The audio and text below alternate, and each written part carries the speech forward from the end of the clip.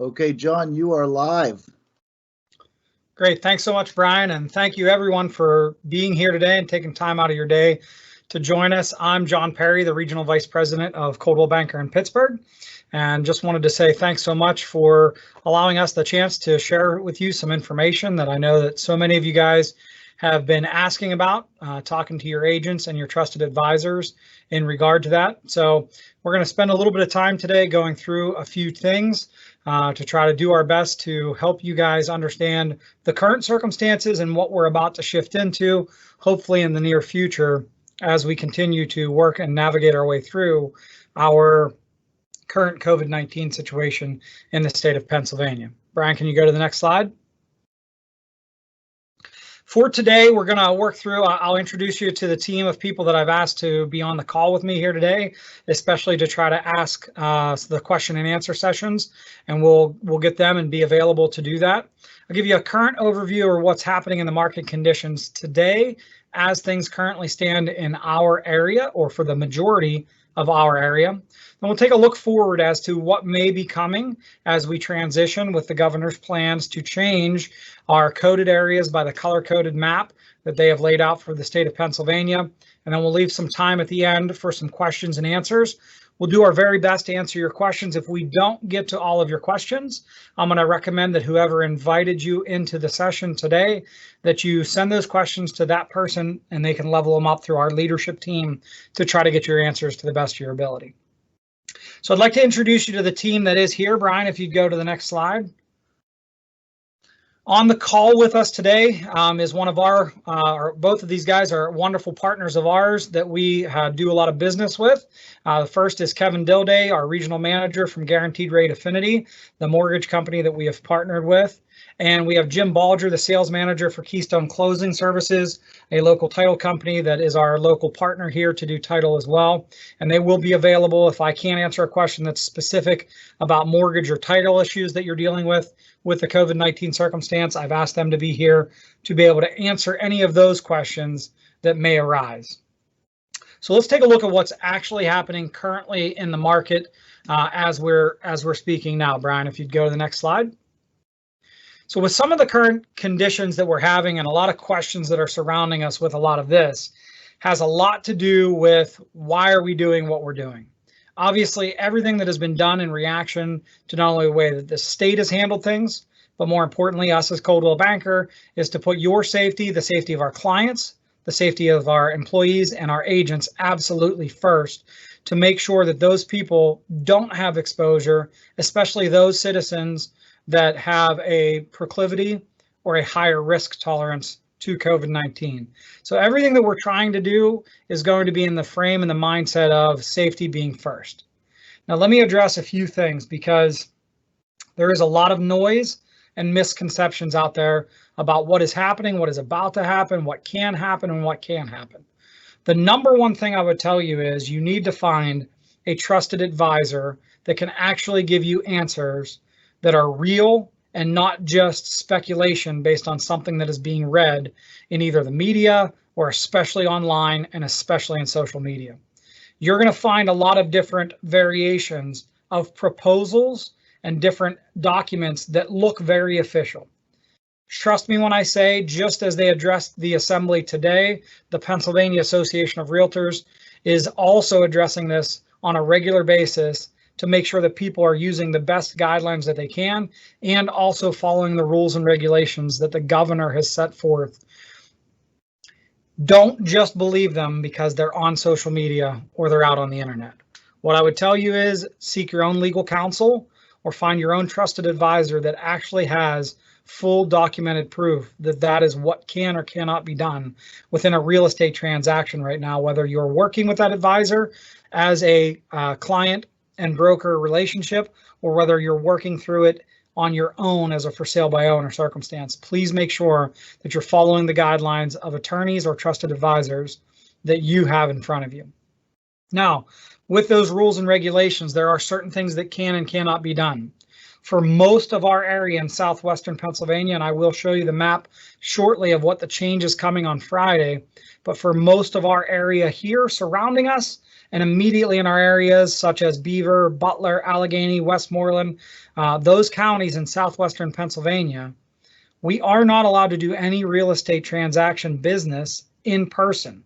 We can still do business, but everything must be done in a virtual setting. So you can still have a showing done virtually. You can still allow buyers to view the property virtually. The agents cannot go physically in person, and in most cases, inspectors and appraisers cannot go in person either. So it does cause some delays in the circumstances surrounding a transaction as we're trying to navigate through the circumstances to try to get a house sold, but it can be done. Our partners, for instance, with Guaranteed Rate and Keystone have the ability to do a complete transaction. On the loan side, they can do a complete and total loan application all the way through being clear to close without ever having to touch a piece of paper or go through any in-person contact with somebody. They have their mortgage app and they have a system called Flash Close that will allow you to do all of your paperwork electronically prior to closing, with the exception of only a few wet signatures. And then a partner like Keystone Closing can do the closing in a very minimal fashion with only the bare minimum essential people in the room, or even doing it as what they're calling a curbside or a valet closing, which will allow them to hand off the paperwork even through a car window to get these things closed. They've been as flexible as they possibly can to make sure that our clients stay safe, that you stay safe, that agents stay safe, that everybody involved stays safe in these transactions. And that's really what it's all about for us. We can still move forward with transactions, but the one thing that I will tell you is you need to temper the enthusiasm because of the timing that some of those things may take in order to get things closed. So you may need more time to allow for inspections and appraisals and those things of that sort to actually take place in order to close your transaction. The vast majority of everything that we need to be doing can be done virtually and needs to continue to be done virtually. The Pennsylvania Association of Realtors, even today on their own live session on Facebook, addressed this issue to say that even though we may transition into a new phase in dealing with this pandemic, just because something can be done physically in person doesn't mean it has to be done in person.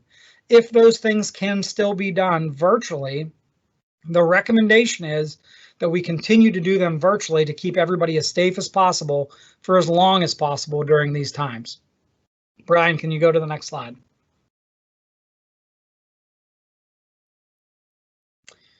So there's a lot of questions surrounding what happens with the timeline of things.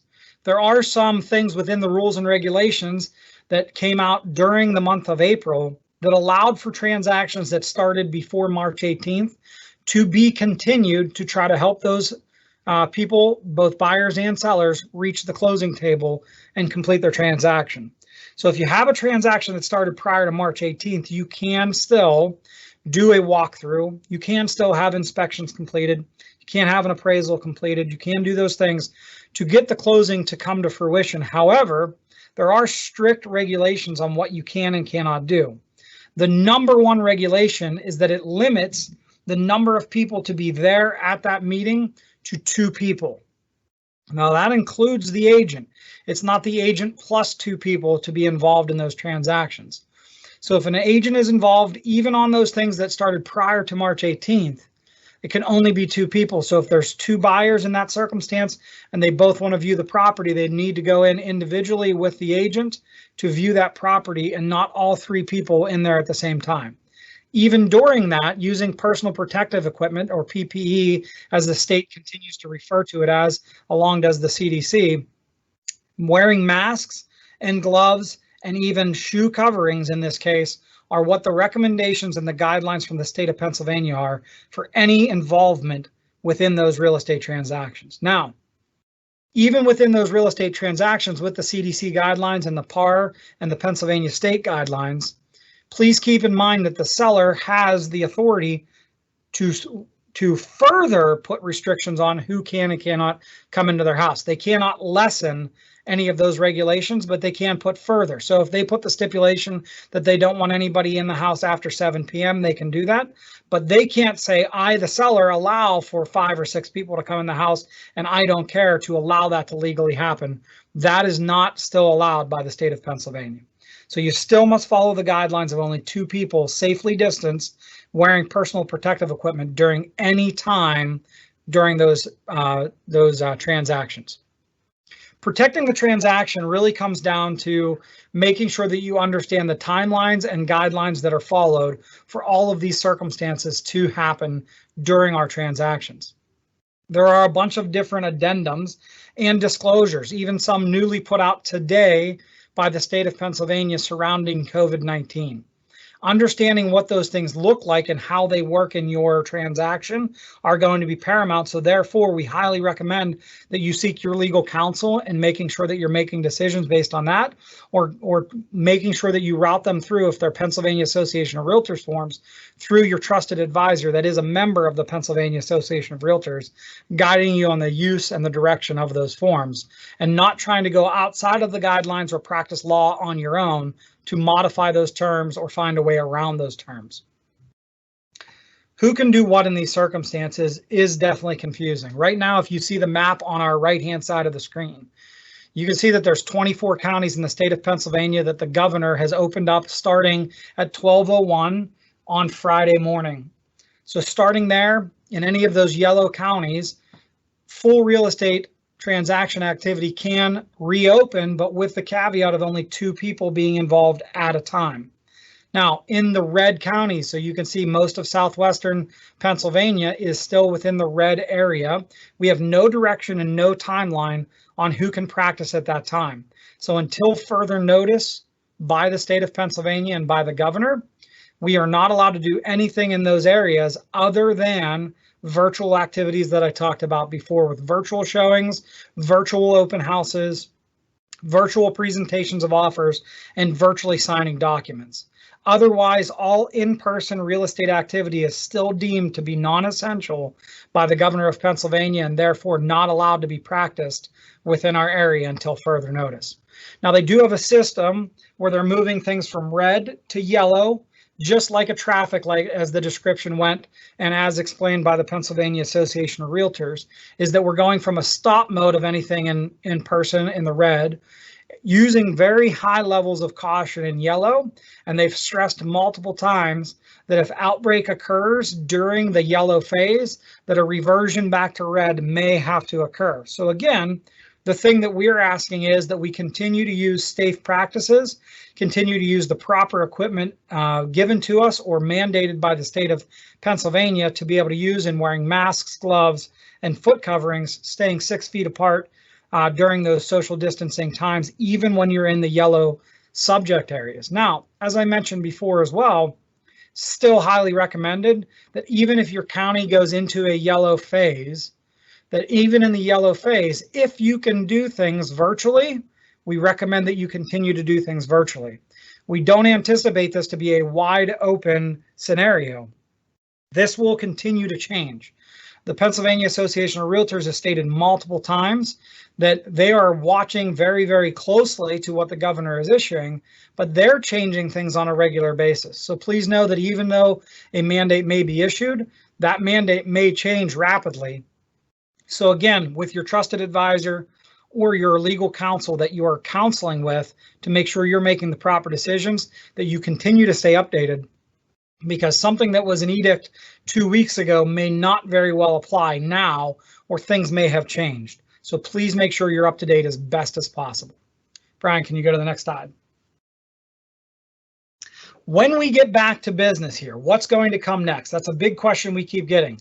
We're going to be coming out of this. If we go to the yellow phase, or if we make it back to a green phase where things are fully back and open, and we don't anticipate that to come for quite some time, we think it's going to be business, but not necessarily business as usual, especially when we continue to remain in that yellow phase and the governor is giving absolutely no guidelines as to how long that phase may last based on the number of outbreaks of cases in those counties, and also reminded us multiple times that even if those outbreaks continue, there very well may need to be a reversion back to the red phase, putting us only in a virtual situation once again. So it's going to take planning ahead on your behalf. If you're entering into an agreement of sale now, one of the recommendations, and again, please follow your own legal counsel if you're getting other advice, but one of the recommendations is that you have enough conversations with not only the lender involved, the closing company involved, but also the other ancillary services like inspectors to make sure and verify the timeline that you're putting into a contract prior to entering into that contract, to make sure that your timelines are adequate for doing it, that you're using forms such as the COVID-19 addendum that will allow you to do certain things. I'm going to talk about that in just a moment. But listening to the people that do know the forms and that have the legal degrees to give you the advice to follow the laws of which the mandates for the state of Pennsylvania have been set forth is the best advice that we can give you. Now, what is a COVID-19 addendum? I've talked about it a couple of times. A COVID-19 addendum is a Pennsylvania Association of Realtors form that allows for any party involved in the transaction, buyer or seller, to invoke an extension of time frame based on the fact that their inability to complete the transaction in a timely manner due to reasons surrounding COVID-19. So it automatically extends every time frame in the contract based on the invokement of that, and it only takes one party to invoke it. Now, one big question that we keep getting is, can the buyer invoke it, for instance, for 30 days, and at the end of that 30 days, a seller also invoke another 30 days with that one addendum? And the answer to that question is no, they cannot. So again, understanding, working with your trusted advisors to make sure that you understand the forms and make sure you stay in compliance with your contract. If things take longer than a normal transaction to occur, that you are protected, and making sure that you are safe and making sure that you're making wise decisions with that is the best thing that we can do. Obviously, being patient. Trust me when I say we as professionals in the real estate industry want to be back with clients and want to be with you, showing houses, selling houses, and taking buyers to houses as much as we can. But at the risk of putting people in danger, it's not worth it to us to be able to break laws or rules. The one thing I would tell you is there are people out there willing to do so, and I would caution you in working with any of those people that are not following the guidelines of the state. When we finally get back to the green phase, I think we're going to see a lot of things that have changed. I think most of us on this call today would agree that we've learned things about ourselves, our technology, and our society that we never knew because we were forced into learning it. So even when we get out of the yellow phase and back to green, I think things are going to be even better than before. I think we're going to take the things that we've learned collectively and be able to insert them into our daily lives to help us do things even like this meeting alone, to be able to disseminate information in a better manner and to communicate on levels that we've never seen before. So with all of that being said, as we move forward into our red phase that we're currently in, looking forward to when we're able to reach the yellow phase and ultimately hoping for getting back to a green phase at some time in the near future, that we can do it safely, we can do it swiftly, and more importantly, we can help all of you with any of your questions in the real estate industry. So with that, I will open it up. Brian is going to moderate for us and go through any questions that may be in the Q&A panel. So if you have additional questions and you want to put them in there for myself or for anybody else that is in the meeting, either Jim Baldry from Keystone Closing or with Kevin Dilday from Guaranteed Rate Affinity, I would love to try to answer any of those questions that you may have at this time.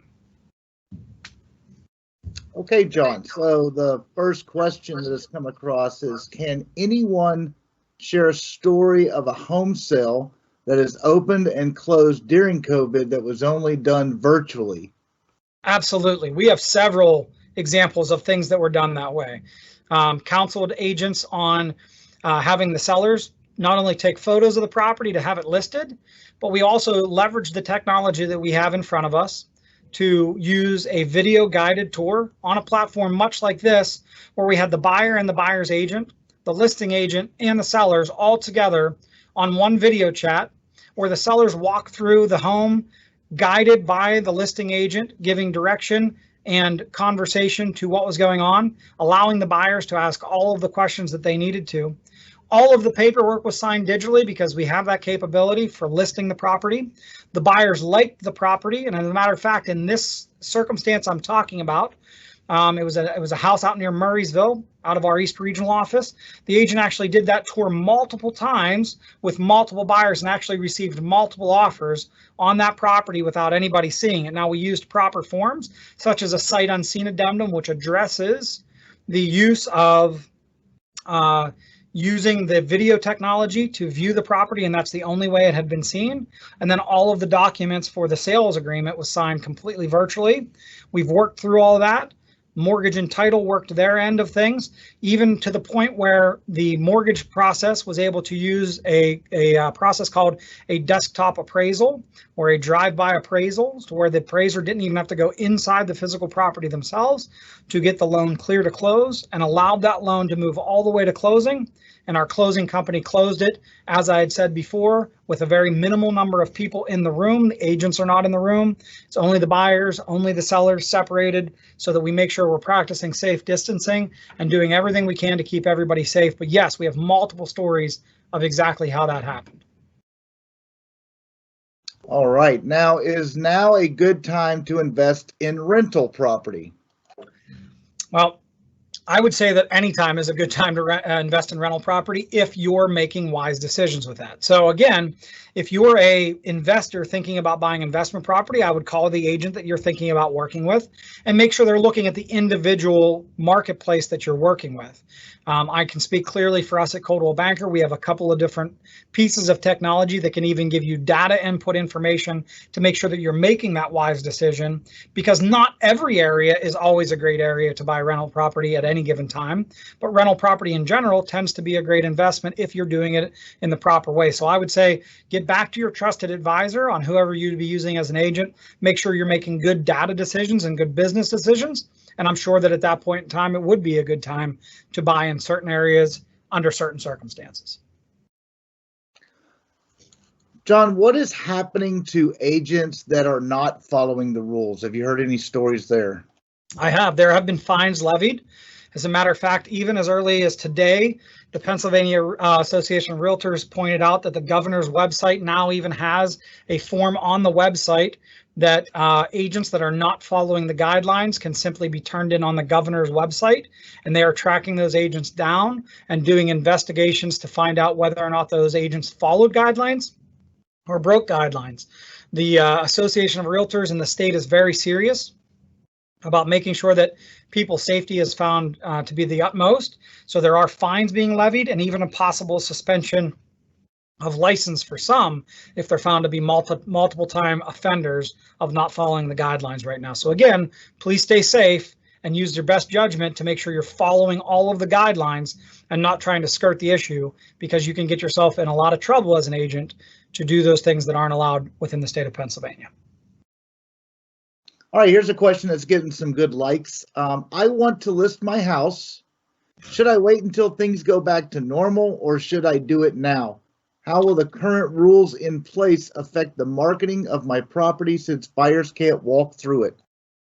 Yeah, and partially I think I've answered that question in some regard to the fact that we have the ability to do everything virtually to show the property and get all of the information to the buyers as possible. And if the property is marketed properly, I know that it does not affect our ability at Coldwell Banker to market the property in any way, shape, or form.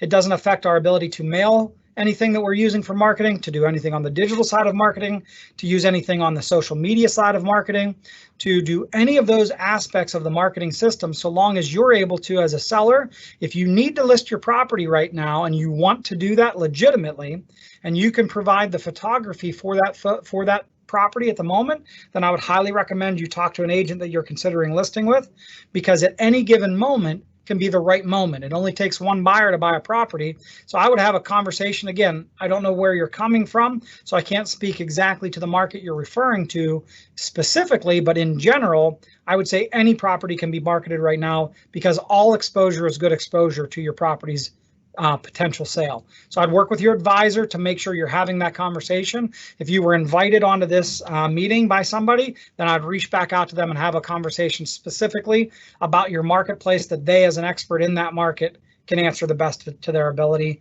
to help you make a wise decision about what you need to do with your property. So the next one, I'm going to combine a couple of questions, but it's a basic, how has the housing market been affected, and are home sales down 50% like we're seeing in car sales in red counties? Home sales are down in general, but homes that are listed are still selling very rapidly. So the homes that are coming on the market, the sellers that are still making the choice or have to make the choice to put their houses on the market are seeing very good returns on those, in the fact that they're taking advantage of the lack of competition that they may have. It is down. It varies greatly across the area. There's no one number like I can say, oh, the whole area is X amount of percentage down right now at the moment. And I'm not even sure that that matters in general. What matters is what's happening in your specific market. And that's why I keep coming back to, if you have a trusted advisor that you're working with as an agent that knows and is an expert in that marketplace that has invited you to these things, then what I would be doing is making sure that you reach out to those people to make sure that they are giving you the advice about your specific pocket so that you can make determinations as to whether now is a good time or not. In general, the houses that have continued to list during even the COVID-19 crisis and during us being on a statewide shutdown where we can only do things virtually are still selling, and are definitely selling at a good pace. Even in some cases, as I shared earlier, still selling under multiple offer scenarios. So under the right circumstances and under the right pricing of that house, using the proper marketing of it to get the exposure that it needs, I still believe you have a great opportunity to sell your house right now. And I would have that conversation with your agent that invited you today to make sure that they're giving you the best advice that they can about your specific marketplace. So with all the fears around the cleaning of spaces and stuff, what is your company doing to clean and make the space safe for customers? Are you providing masks? So I'll answer a little bit of that, and then I'm actually going to have Jim Bulger from Keystone jump in a second on that, because they're going above and beyond to do things within our offices. Now, our offices at the moment are shut down to the public, other than for the circumstances when we have a closing.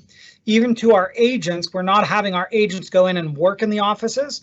Our staff, our management, and our upper management have all been working virtually during this time to keep the offices a safe space where traffic isn't high and people are not going in to make sure that we're limiting the opportunities for anything to even happen. They're being cleaned on a regular basis, but more importantly, if we do have a closing, our closing company partner has really gone above and beyond. So I'm going to actually turn it over to Jim Bulger and let Jim answer what Keystone has been doing specifically when we have those things.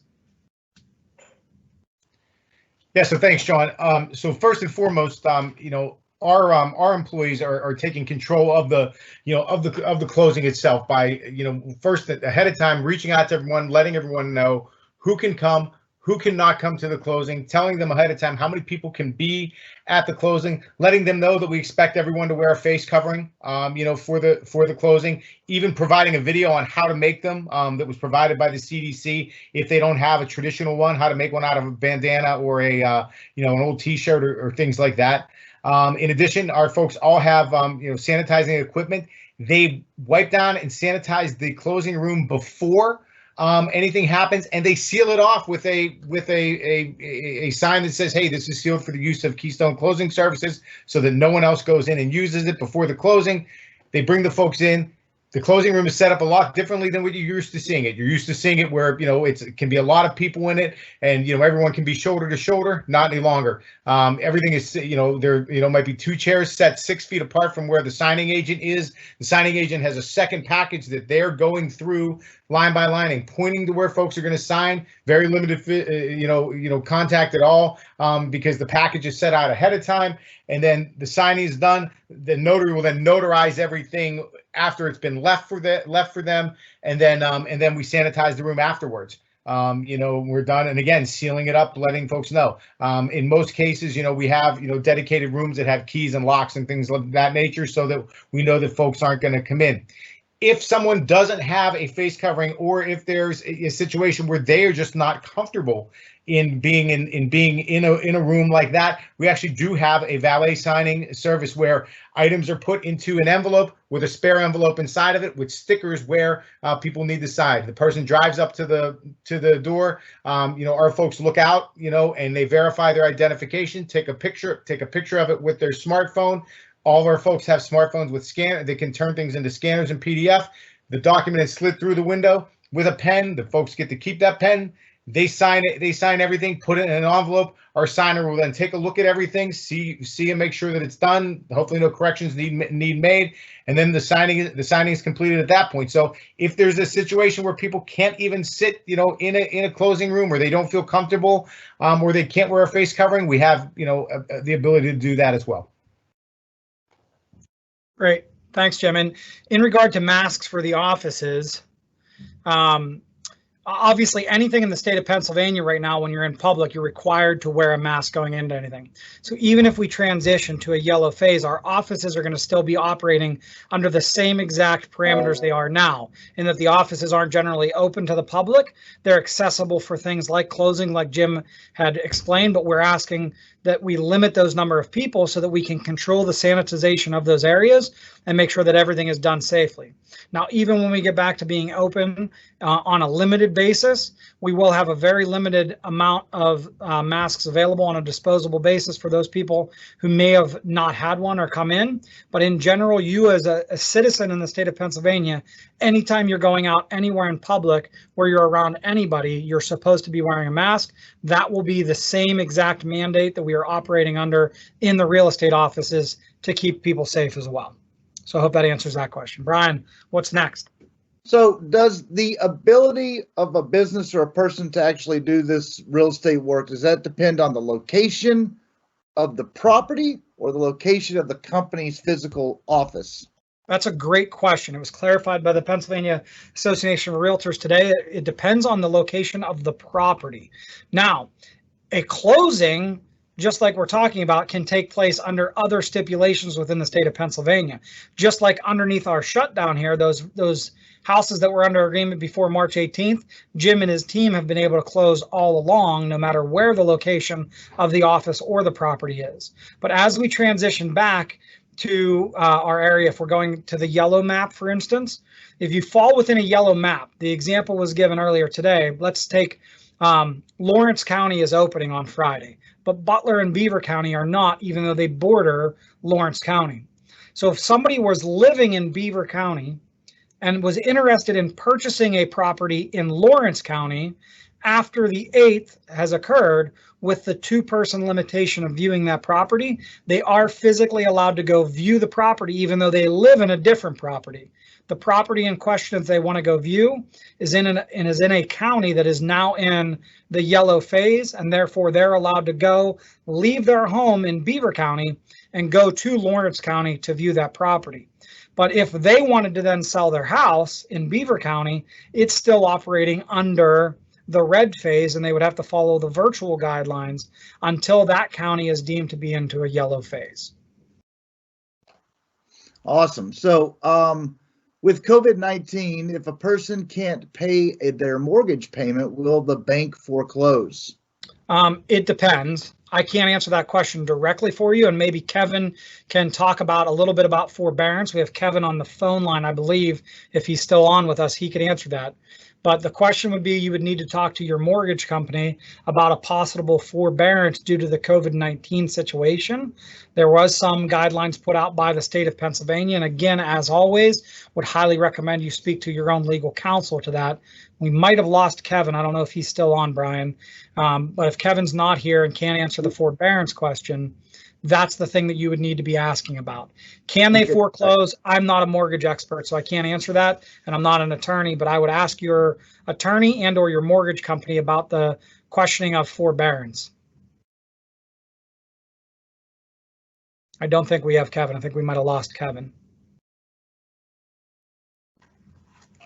So we did. I'm trying to get him back on the phone. Okay, we can circle back if we come back, if he gets back on with us. I know he was having some technical difficulties joining us. Yep.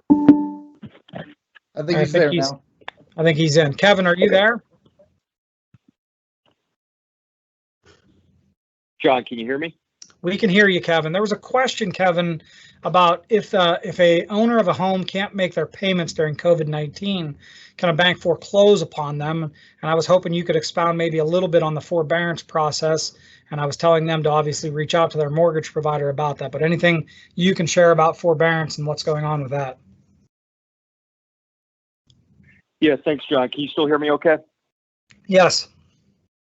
Okay, so on the forbearance process, so anyone that's got a loan that's currently serviced through Fannie, Freddie, or Ginnie, all the servicers working with them are granting forbearances, which essentially means the customers will get to miss monthly mortgage payments for a set period of time, whether they agree on 2 months, 4 months, 6 months, and it's moved to the back end of the loan. Now, if the mortgage is not with Fannie, Freddie, or Ginnie, I would encourage the borrower to reach out to the local bank or whoever they have their mortgage through to work through the forbearance process. But most servicers are responding in the same way with the forbearance topic. Great. Thank you so much for clarifying that, Kevin. All right, so this question's getting some likes on it. If a client signs an offer right now, sight unseen, and they use the sight unseen form and all that stuff, are they essentially waiving their rights to back out of the deal once the home inspection occurs? So the contract still prevails. The addendums of the sight unseen are just stating that everybody is in agreement that the person has not seen that property or that they've only viewed the property in a virtual manner. If you have contingencies in the contract always still prevails. But again, please seek the counsel of your own legal advice on that in regard to how the contract was crafted in order to make sure you're following the terms of that contract and make sure that everything within the terms and the stipulations of that contract are being followed. But in general speaking, it depends on how it was written, but in most cases, the contract is still going to prevail, even given the stipulations of other addendums. But make sure you follow your legal advice in regard to that, even if you're dealing with a sight unseen deal. But if you have other contingencies in the contract, those contingencies are still part of your contract. All right. Can photographers actually gain access to homes during the red phase? Under the governor's rule in the state of Pennsylvania, unless they have a waiver granted to them under the stipulations of a work waiver during the shutdown and the social distancing and the stay-at-home order, they cannot. And that same question goes for home inspectors too on here. That's correct. If they have a waiver and they can prove that they have a waiver from the state of Pennsylvania, then yes, they can. If they do not have a waiver from the state of Pennsylvania and they are in a red county phase, they cannot practice in person. Okay. Is a flood of new listings coming once we move to yellow, and will this hurt existing listings? Well, I think anytime you have listings, your positioning on the marketplace means a whole lot. And the number of competition listings that you would have at any given moment can affect the price for your house.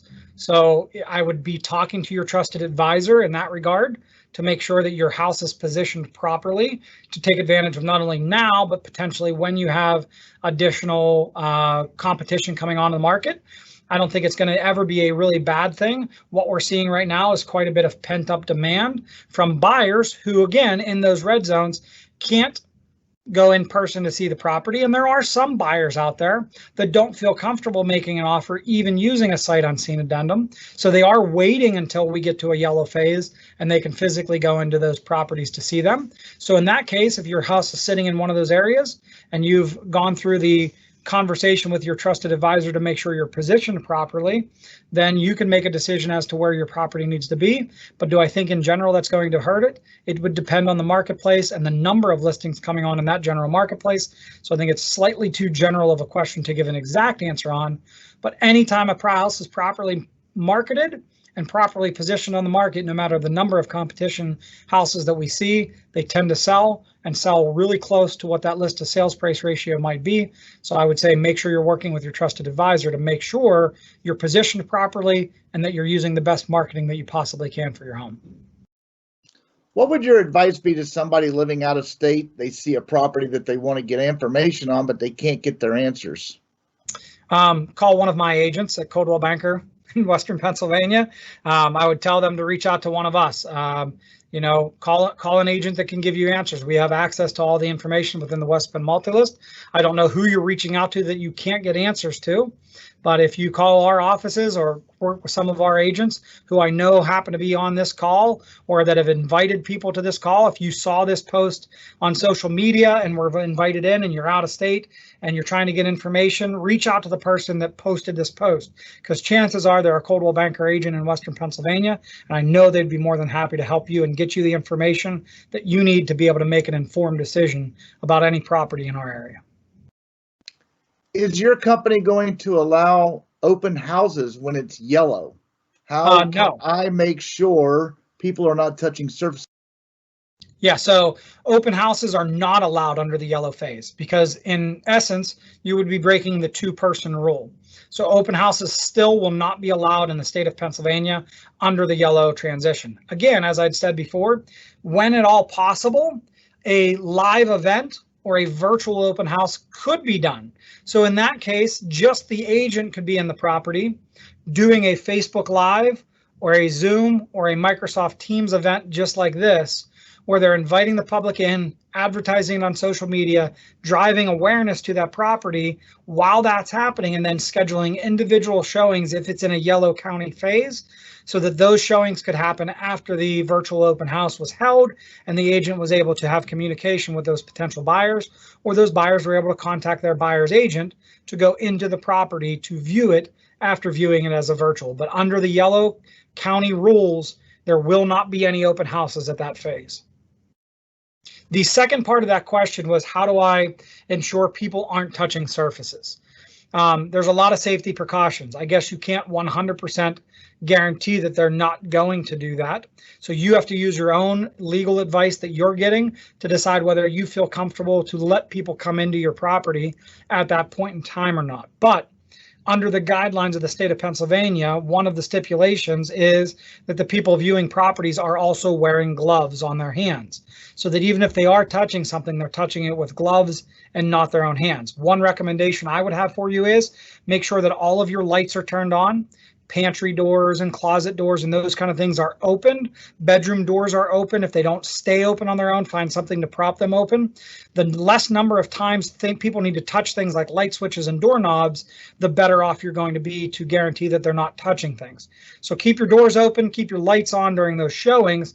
Realistically, the agent opening the door and using the lockbox would really be the only person that needs to touch that door. Everybody else can simply walk through the property and view everything without actually having to physically touch something. And again, make a good choice in working with the people that you're working with. Work with a buyer's agent that's going to ensure that their buyers are only following the guidelines, that there's only 2 people on the property at a time, and that they aren't taking their gloves off and touching anything. Okay, so what training and resources has Coldwell Banker Pittsburgh given to their agents to teach them how to use virtual tours and market houses during COVID? A plethora of them. Probably way too long for me to list here now, but on average, we've got somewhere between 12 and 15 opportunities for agents to gain knowledge and learn about how to operate under the current circumstances during COVID-19 right now, on an ongoing basis, and we've done that for the past 7 weeks. So we're giving a lot of opportunities to our agents. If you have a question about that, or you'd like to have a conversation with me or one of the local managers about what that would look like for you to be able to take part in any of those, we're also open to inviting outside real estate firms and agents to participate in those trainings with us. We'd be more than happy to have you there. We'd love to have you on our team if at some point in time that made sense for you. But even in the meantime, if you'd like to see some of our trainings on how to use some of these things, or how to participate and really leverage that technology to your advantage to show a house while we stay under this red phase, or even during in the yellow phase to continue to stay safe for everybody involved. And we'd be more than happy to host you on any of our meetings, whether it's our legal talks, our all Pittsburgh sales meetings, or our individualized trainings on the company level or the office level that are happening on a weekly basis. We'd love to have you at any of those. All right, change it up a little bit. Is now a good time to begin a career in real estate? And what new challenges or obstacles do you see being a successful new agent? Absolutely. I think there's any time's a good time to get into real estate. I tell the story often, and many of the managers that work with us and many of the agents could probably tell you that the last time I checked, I've never talked to a 7-year-old that said, hey, when I grow up, I want to be a real estate agent, right? It's just something that we eventually work ourselves to, or sometimes it's a really happy accident like it was for me. But yes, I would say right now is a great time to get into the real estate industry, because unlike any other time of the year, you have a mandated slowdown in the marketplace to allow you the time to learn some of these resources, tools, and technology. So when we get back to a green phase and life goes back to somewhat normal for us as best as it possibly can, you will be ready, armed with the tools and resources. If you're affiliating with a broker that can really support your business, I would say this is absolutely a wonderful time to get into the industry. I personally will give you my phone number. You can call me. I would have a conversation with anybody that wants to get into the real estate industry right now.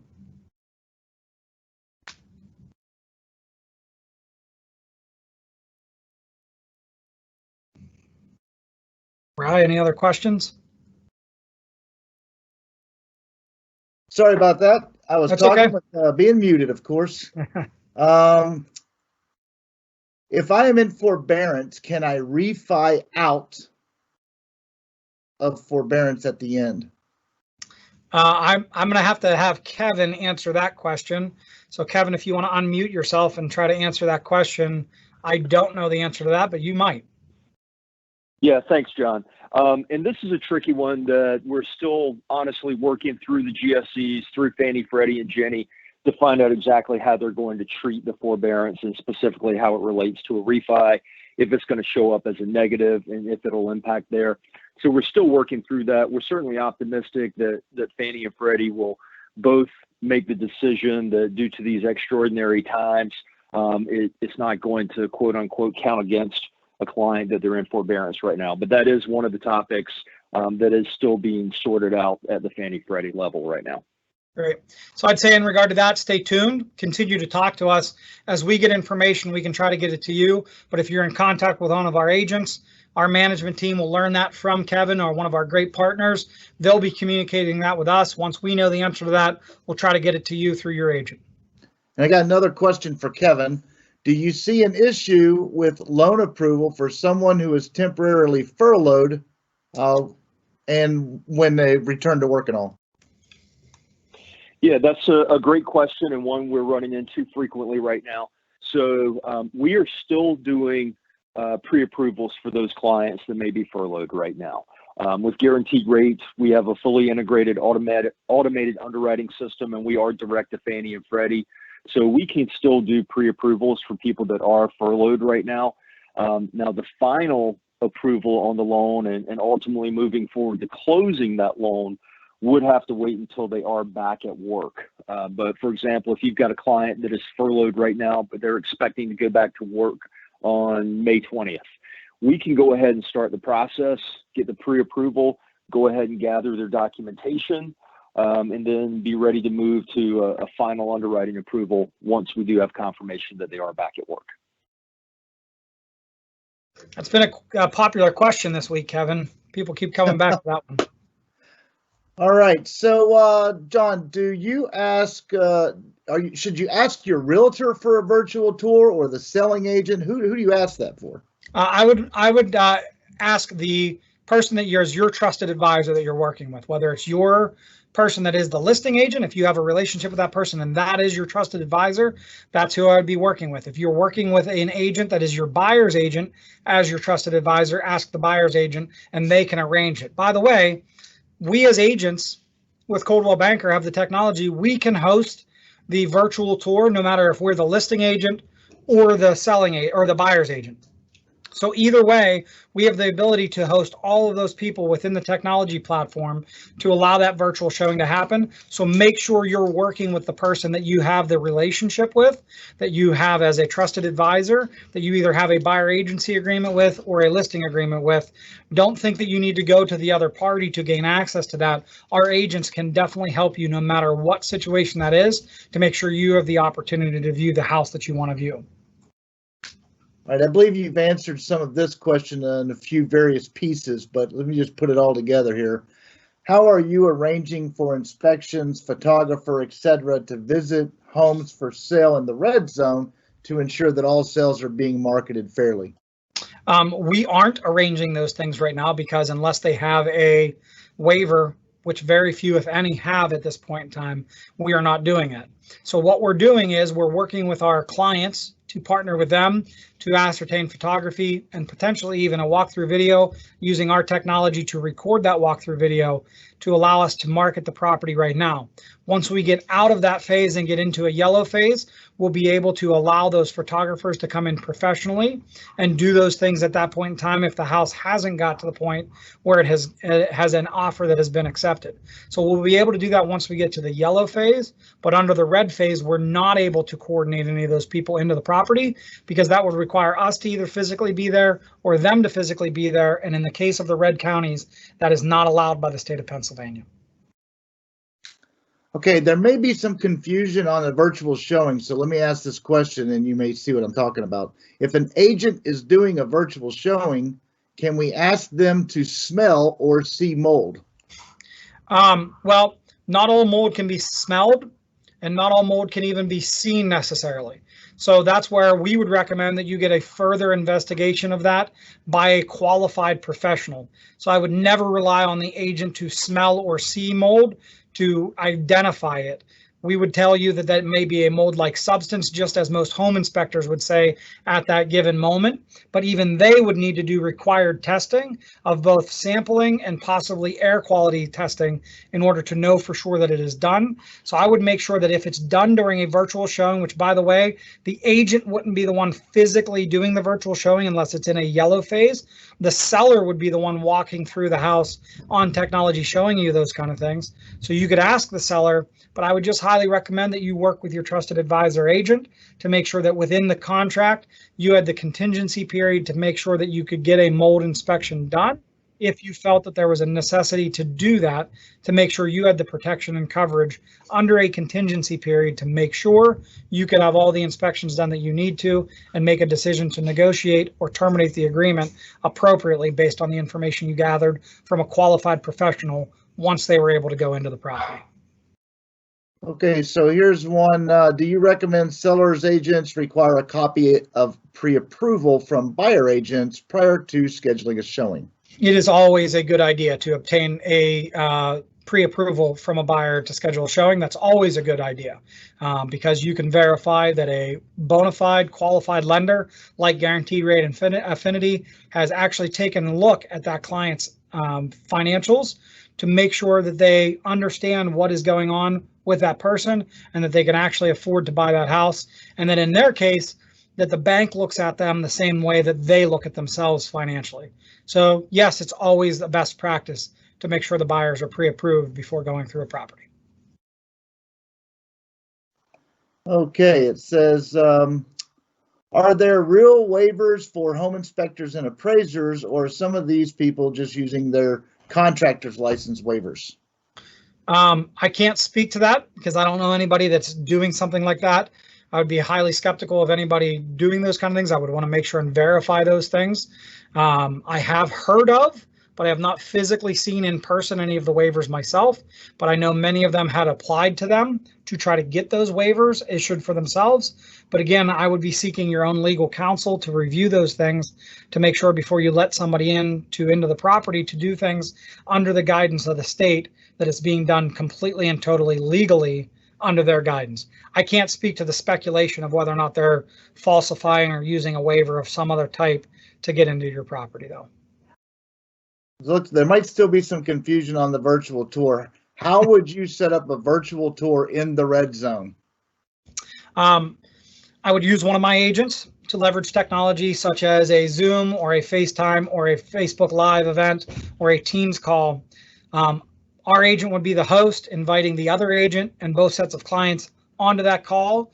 The seller would then walk through the property to use those things to dictate through a pathway predetermined to show the property, having lights and closets and everything open, to go through the property. At any point in time, the buyer online could ask them to stop, show something else, do different things. One recommendation that I made last week on a call was having the seller, especially if it's a husband and wife or two people or partners living in the property, have somebody off camera but ready with things like even a tape measure to measure certain things in the property. If you want to know whether a couch would fit or a bed would fit or anything along those lines, tell me how long that wall is, tell me how high that is, whatever it may be. But using all of the advantages that we can with technology, our agents would have the ability to host those meetings and let the seller and buyer walk through the property virtually, asking any questions that they may have to be able to determine whether or not they felt it was necessary or warranted for them to make an offer on that property at that time.